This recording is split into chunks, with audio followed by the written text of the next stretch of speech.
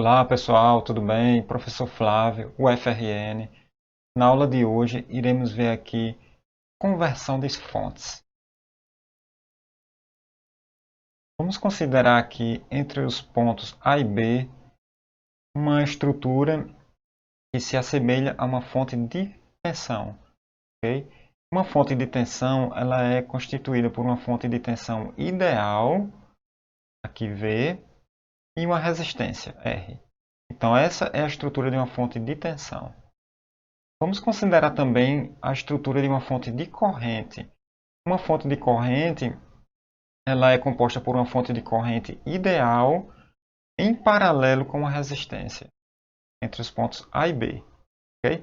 Os pontos A e B são os mesmos, então o objetivo aqui seria encontrar uma fonte equivalente de tensão e de corrente.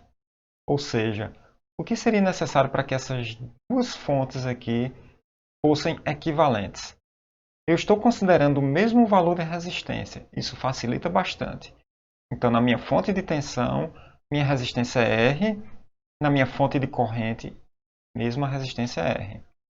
Só que na fonte de corrente, a resistência é em paralelo. Enquanto que na fonte de tensão, a resistência é em série. Okay? Minha fonte de corrente tem valor I. Minha fonte de tensão tem valor V.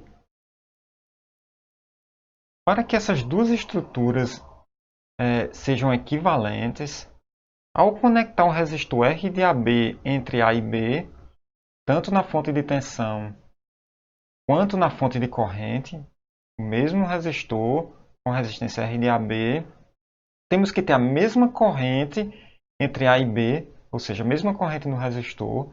Eu chamei aqui de I de AB. Veja que I de AB está presente no circuito 1 e também no circuito 2.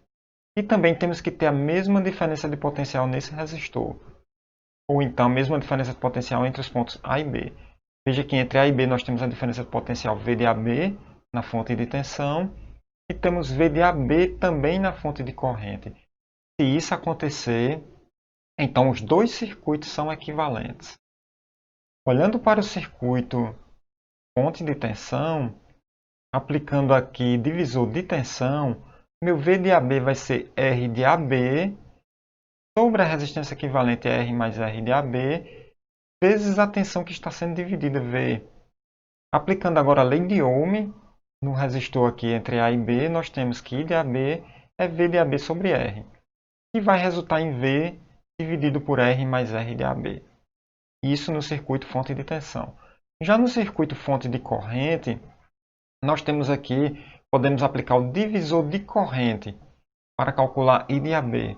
E aplicando o divisor de corrente, teremos que I de AB vai ser RI, a resistência R vezes a corrente que está sendo dividida, dividido por R mais R de AB. Então, se eu digo que esses circuitos são equivalentes, como eu falei antes, I de AB no circuito 1 é igual a I de AB no circuito 2. Com isso, concluímos que V, que é a tensão na fonte ideal de tensão, é igual a R, a resistência, ok?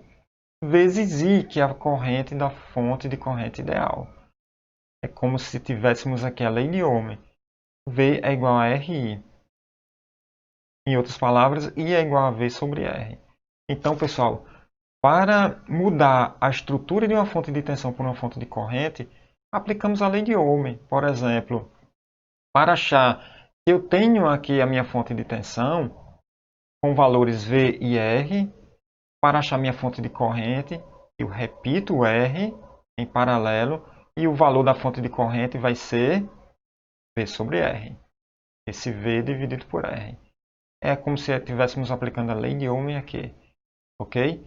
Um outro detalhe, se o terminal positivo está para cima, nossa fonte de corrente terá sentido para cima. Ok?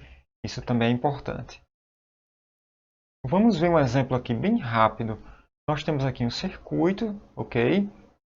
E não dá para simplificar muito aqui. Veja, por exemplo, que R1 não está em série com R2. Então, não podemos fazer aí aplicar a associação série. Veja também que R1 não está em paralelo com R2. Não podemos então aplicar, certo? Uma associação paralela. Mas R1 e V1 formam a estrutura de uma fonte de tensão. Podemos então substituir por uma fonte de corrente equivalente. Como ficaria? Fonte de corrente equivalente, teríamos uma fonte de corrente. Como o terminal positivo está para cima, nossa fonte de corrente ela tem direção para cima. Okay? A resistência R1 que está em série com a fonte de tensão vai ficar agora em paralelo com a fonte de corrente ideal. Mesmo valor. E o valor da fonte de corrente ideal, aplicamos a lei de Ohm aqui, que vai ser V1 sobre R1. Escrito aqui, que vai resultar em 1 ampere. Veja que com esse circuito aqui, nós temos circuitos equivalentes, mas com esse circuito aqui, por exemplo, R1 está agora em paralelo com R2. E você pode aplicar aí uma simplificação. Okay? Isso foi um pequeno exemplo. Teremos mais videoaulas sobre o assunto. Fiquem ligados aí, ok, pessoal? Se você gostou, não esquece do like e compartilhe esse vídeo aí com os colegas. É isso, pessoal. Até a próxima videoaula.